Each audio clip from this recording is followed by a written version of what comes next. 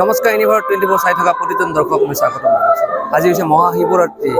সমগ্ৰ ভাৰতবৰ্ষতে আচলতে হিন্দু ধৰ্মাৱলম্বী লোকসকল আচলতে এই শিৱ পূজা পালন কৰা দেখা গৈছে। আৰু ক'ব লাগিব যিহেতু মই এতিয়া উপস্থিত হৈছোঁ আচলতে হাউলিৰ সাৰ্বজনীন শিৱ মন্দিৰত, আৰু ক'ব লাগিব ইয়াত ৰাতিপুৱাৰ পৰা আচলতে ভক্তসকলে শিৱক আৰাধনা কৰা দেখা গৈছে। আৰু আজিৰ দিনটোত শুদ্ধ মনেৰে শিৱক আৰাধনা কৰিলে নিজৰ মনৰ বাসনা পূৰণ হয় বুলি কোৱা হয়। আৰু সেই ক্ষেত্ৰত ক'ব লাগিব যিহেতু ইয়াত ৰাতিপুৱাৰ ভাগৰ পৰা এই শিৱ মন্দিৰত ভিৰ কৰা পৰিলক্ষিত হয়। এই ক্ষেত্ৰত যিহেতু এই মন্দিৰ পৰিচালনা সমিতিৰ উদ্যোক্তা আছে, মই তেওঁৰ সৈতে কথা পাতিবলৈ চেষ্টা কৰিম। আজি মহাশিৱৰাত্ৰি, কি ক'ব? নমস্কাৰ, মই প্ৰথমতে ইউনিভাৰ্ছক আমাৰ হাউলি সাৰ্বজনীন শিৱ মন্দিৰ পৰিচালনা সমিতিৰ তৰফৰ পৰা ধন্যবাদ জ্ঞাপন কৰিছোঁ। আজি মহাশিৱৰাত্ৰি, আৰু আমাৰ হাউলিবাসী ৰাইজে জানে আমাৰ ইয়াতে 6 দিনীয়াকৈ এইবাৰ আমি মহাশিৱৰাত্ৰি পূজা অনুষ্ঠিত কৰিছোঁ। আৰু ইয়াতে বিভিন্ন ধৰণৰ কাৰ্যসূচী আছে আমাৰ। আজি আমাৰ দ্বাৰ উন্মোচন কৰিব বৰপেটা জিলাৰ আৰক্ষী অধীক্ষক শ্ৰীযুত মাননীয় সুশান্ত বিশ্ব শৰ্মা ডাঙৰীয়াই। আৰু অহাকালি আমি নলবাৰীৰ পৰা আমন্ত্ৰণ কৰি আনিছোঁ, ওজাপালি প্ৰদৰ্শন হ'ব। তাৰপিছত আমাৰ নৃত্য প্ৰতিযোগিতা হ'ব।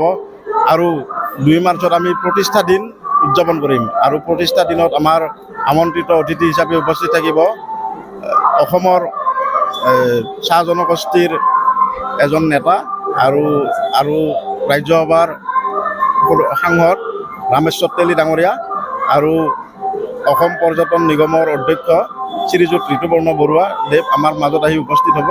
গতিকে উক্ত কাৰ্যসূচীত আমি সকলো ৰাইজৰ উপস্থিতি আন্তৰিকতাৰে কামনা কৰিছোঁ। আচলতে ক'ব লাগিব যিহেতু 6 দিনীয়া বৰ্ণাঢ্য কাৰ্যসূচীৰে আচলতে শিৱ পূজা উদযাপন কৰিছে। আৰু এই ক্ষেত্ৰত আৰু এজন এই গাঁৱৰে ব্যক্তি আছে, মই তেওঁৰ সৈতে কথা পাতিবলৈ চেষ্টা কৰিম। আচলতে অৰ্থাৎ শিৱৰাত্ৰি মানে কি ক'ব খুজে?